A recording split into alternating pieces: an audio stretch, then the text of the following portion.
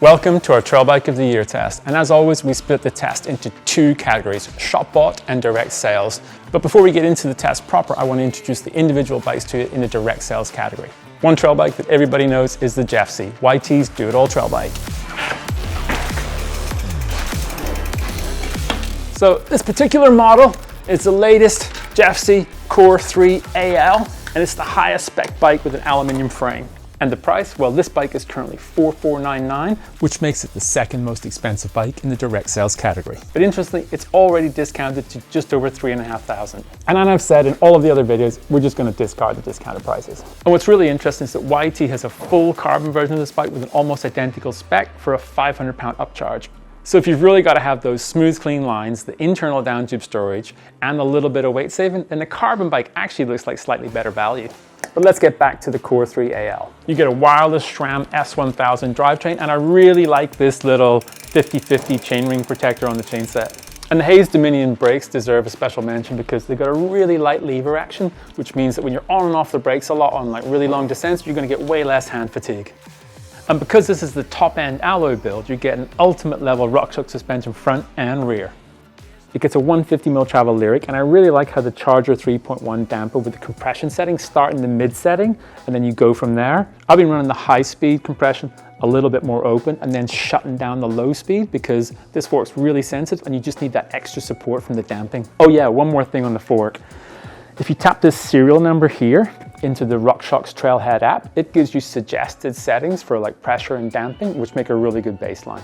Travel on the rear of the Jeffsy is 145mm, and I've got to say, they've absolutely nailed the tune in this RockShox Super Deluxe shock. It's really sensitive off the top, and it's got loads of mid-stroke support, which is exactly what you want on a do-it-all trail bike. Now, if you look here, there's a high-low flip chip in the swing arm for adjusting the BB height and the head angle. The bike ships in the low setting, which gives you a 64-degree head angle, which is actually 1 full degree slacker than claimed, but not that I'm complaining. It also gives a relatively low 337 BB height, which, as you guessed, it's also lower than claimed. Now, I suspect that no one will ever touch the geo adjuster unless they want extra pedal clearance for technical climbs, and the Jeffsy actually has an ace up its sleeves for KOM climbs. It gets semi-size specific chainstay lengths to help balance the weight distribution, and I say semi as there's only 2 options across all 5 frame sizes. It's got 435mm chainstays on the small, medium, large, and it jumps to 440 on the XL and the double XL. Still, with 5 frame sizes, you shouldn't have any problems getting the Jeffsy to fit you, regardless of your body proportions. Right, let's get this size L on the scales.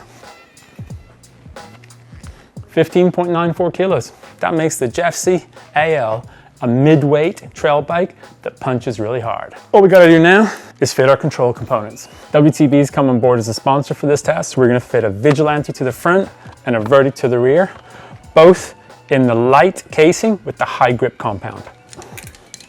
And while I've got the rear wheel out, I'm just gonna check the free hub engagement on the Crank Brothers hub.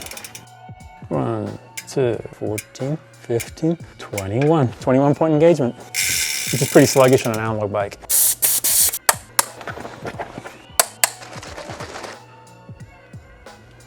So I've got the WTB tires fitted, and if you get annoyed every time you try and fit your front wheel into your RockShox fork to try and get the axle located like this, then I suggest you get some of these. So these torque cap reducers go in like so. Oh, my Allen key's too long. Okay, I need a shorter Allen key. Yeah, and they just make it way easier to locate the hub, and the axle goes straight in. I'm also going to fit the same WTB wavelength grips to all of the bikes, and WTB Volt saddle, so the contact points are the same on all of the bikes. Okay, so let's get the Jeffsy back on the scales and see if the weight's changed.